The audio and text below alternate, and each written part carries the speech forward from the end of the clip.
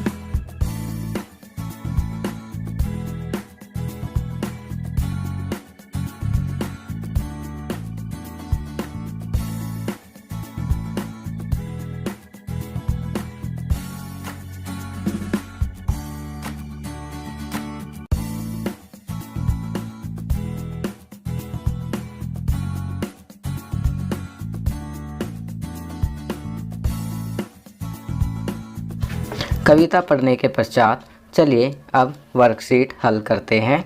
प्रश्न 1, दिए गए शब्दों के लिए तुकांत शब्द लिखिए।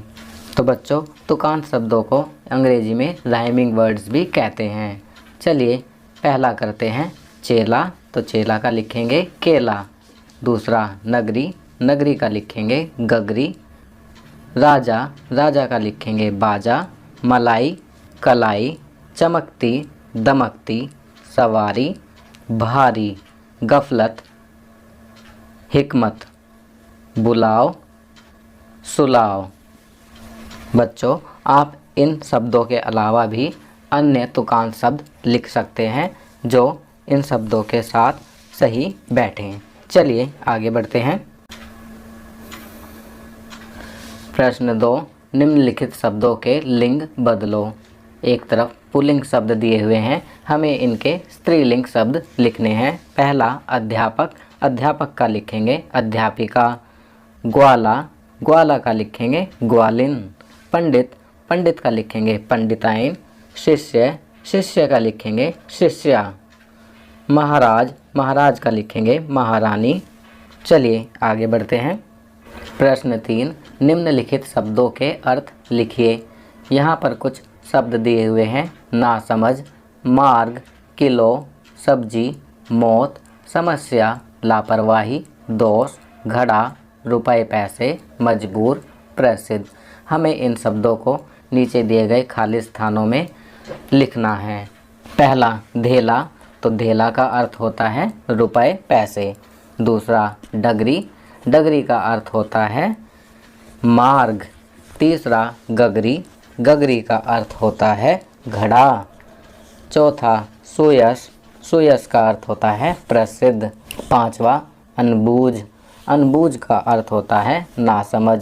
छठा झमेला, झमेला का अर्थ होता है समस्या। 7वां शेर, शेर का अर्थ होता है किलो। 8वां भाजी, भाजी का अर्थ होता है सब्जी। 9वां विवश, विवश का अर्थ होता है मजबूर। 10वां खता, खता का अर्थ होता है दोष। 11वां कजा, कजा का अर्थ होता है मौत। 12वां गफलत, गफलत का अर्थ होता है लापरवाही। चलिए आगे बढ़ते हैं। प्रश्न 4, निम्नलिखित प्रश्नों के उत्तर लिखिए। पहला, गुरु और चेले को रास्ते में कौन मिला? तो इसका उत्तर लिखेंगे, गुरु और चेले को रास्ते में एक नगरी में एक ग्वालिन मिली। दूसरा, बाजार में 1 रुपये में क्या क्या मिल रहा था? तो इसका उत्तर लिखेंगे, बाजार में 1 रुपये में हल्दी, जीरा, ककड़ी, खीरा, रबड़ी, मलाई आदि सभी चीज़ें मिल रही थी। तीसरा, सिपाही ने दीवार गिरने का इल्ज़ाम किस पर लगाया?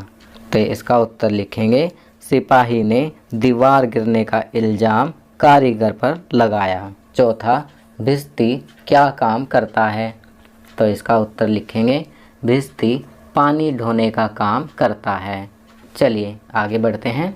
5वां, चक्रवर्ती राजा किसे कहते हैं? तो इसका उत्तर लिखेंगे, चक्रवर्ती राजा का अर्थ ऐसा राजा है जो सारे भूभाग अर्थात राज्यों पर राज करता है। छठा, गुरु और चेला कविता के कवि कौन हैं? तो इसका उत्तर लिखेंगे, गुरु और चेला कविता के कवि सोहनलाल द्विवेदी हैं। अब यहाँ गतिविधि दी गई है। कविता में चक्रवर्ती राजा की बात की गई है। आप अपने दादा दादी, नाना नानी, माता पिता से किसी भी चक्रवर्ती राजा की कहानी सुनकर अपने छोटे भाई बहन या मित्र को सुनाओ। तो बच्चों, यह कार्य आप स्वयं करेंगे। आप घर पर अपने दादा दादी, नाना नानी या माता पिता से किसी भी चक्रवर्ती राजा की कहानी सुनेंगे, फिर उस कहानी को अपने छोटे भाई बहन या मित्र को सुनाएंगे। चलिए आगे बढ़ते हैं। अब यहाँ अध्यापकों के लिए निर्देश दिए गए हैं। छात्रों को प्रतिदिन सुलेख लिखने के लिए प्रेरित करें। कुछ पंक्तियाँ व शब्द उदाहरण के लिए अवश्य दीजिए। छात्र पाठ्यपुस्तक को पढ़ें व नए शब्दों का अभ्यास करें। तो बच्चों, आपको प्रतिदिन सुलेख लिखना है, कुछ नए शब्दों का अभ्यास करना है। तो यह कार्य आप स्वयं करेंगे। आप अपनी पाठ्यपुस्तक पढ़ेंगे, सुलेख लिखेंगे और नए शब्दों का अभ्यास करेंगे। चलिए आगे बढ़ते हैं। संस्कारशाला, छोटी छोटी पर बड़ी बातें। हमें हार नहीं माननी चाहिए और हमें समस्याओं द्वारा खुद को हराने नहीं देना चाहिए। Doctor APJ Abdul Kalam. तो बच्चों, डॉक्टर APJ अब्दुल कलाम जी ने कहा था, हमें हार नहीं माननी चाहिए और हमें समस्याओं द्वारा खुद को हराने नहीं देना चाहिए। खाना पीना, बड़े बुजुर्गों जैसे दादा दादी, नाना नानी की पसंद का खाना खाना व उनकी पसंद का पेय पदार्थ पीना। गतिविधि, आज भाई बहन वाले काम करें और बहन भाई वाले काम करें। इसके बाद पता लगाएं कि किसका काम कितना मुश्किल है। खेल, बारी बारी एक पैर पर फिर दूसरे पैर पर संतुलन बनाएं। इससे एकाग्रता बढ़ती है। चलिए आगे बढ़ते हैं। दैनिक दिनचर्या, निम्नलिखित आदतों को अपनी दिनचर्या में शामिल करें। अपने माता पिता का अभिवादन करके अपने दिन की शुरुआत करें। अपने दांतों को दिन में 2 बार ब्रश करें। प्रतिदिन स्नान करें। खूब पानी पिएं और संतुलित आहार लें। अपने चेहरे को छूने से बचें और अपने हाथों को बार बार धोएं। अपना गृह कार्य समय पर पूरा करें। तो बच्चों, यहाँ पर कुछ अच्छी आदतें बताई गई हैं जिन्हें आपको अपनी दैनिक दिनचर्या में अवश्य शामिल करना चाहिए। तो बच्चों, ये वर्कशीट यहाँ कंप्लीट होती है। अगर ये वीडियो आपको अच्छी लगी तो इसे लाइक एंड शेयर ज़रूर करें। अन्य विषयों पर बने हमारे लेटेस्ट वीडियोस को देखने के लिए चैनल को सब्सक्राइब करना ना भूलें और देखते रहिए हमारा channel knowledge kingdom. Thank you.